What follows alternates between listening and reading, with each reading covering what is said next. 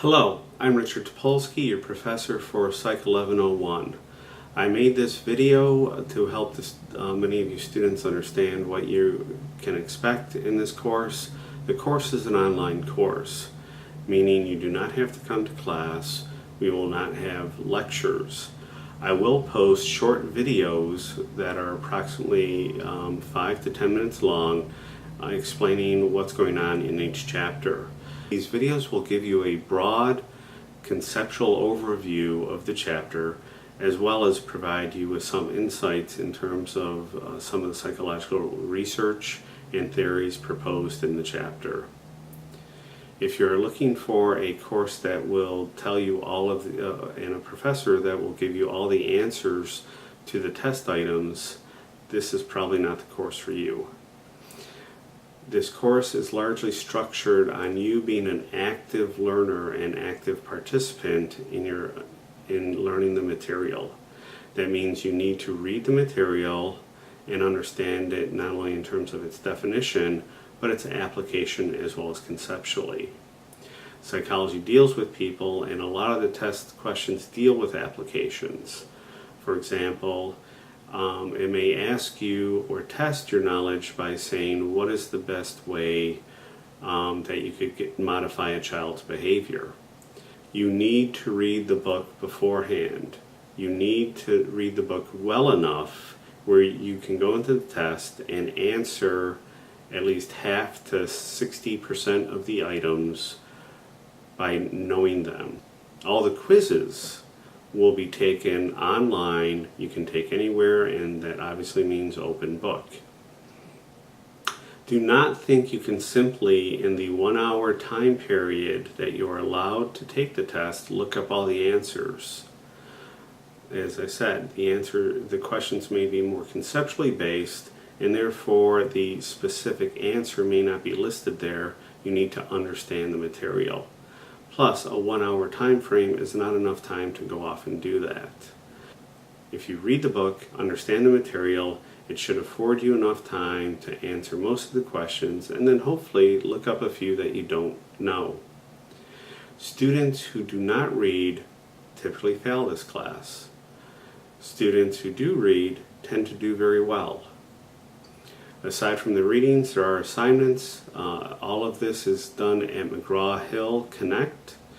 What we're going to do is go over the website with you so you can kind of have an idea of what to expect throughout the course. This is what it looks like once you're inside McGraw-Hill Connect.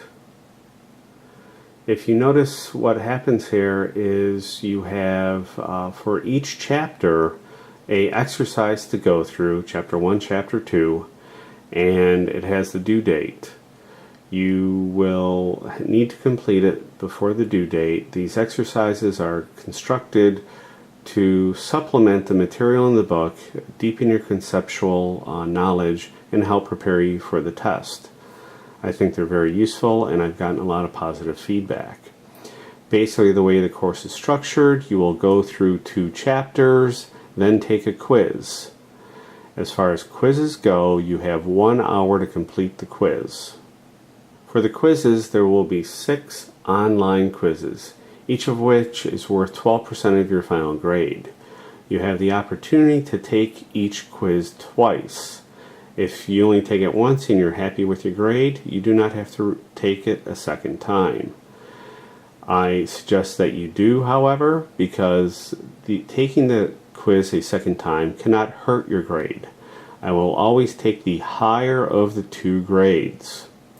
My suggestion would be since you have a 48-hour period with which to take both quizzes, take the first quiz, take your first attempt at the quiz as soon as it's available.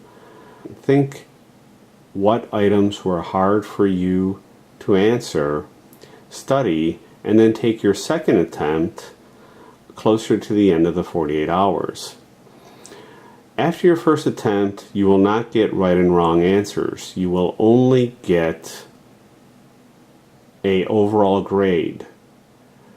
That's because I don't want, obviously, the answers to be shared or you figure out what you did wrong and just study those items for a better grade at your second attempt. At the end of the 48 hours, you'll be able to see both your grades for both attempts, as well as what you got right and wrong for every item. Quizzes will be given online. I will not give makeups. Also, if you are taking a quiz at home, you do so at your own risk, in the sense that if anything goes wrong, your dog chews your mouse, the electricity goes out, your internet connection crashes, I will not reset the attempt. You take it at your own risk. If you take it at school and something goes wrong, like the internet crashes, then we will contact IT, they will confirm the problem, and I will reset the attempt. So my advice is, even though it's online, it may be good for you to take the tests on campus if you can. For the quizzes, each quiz will cover 2 chapters. There will be 50 questions per quiz, all multiple choice items. You will have 1 hour to complete it. If you go over the hour time limit, I will deduct 10 points per every 5 minutes you go beyond the 1 hour time limit. So make sure that you finish within the time required.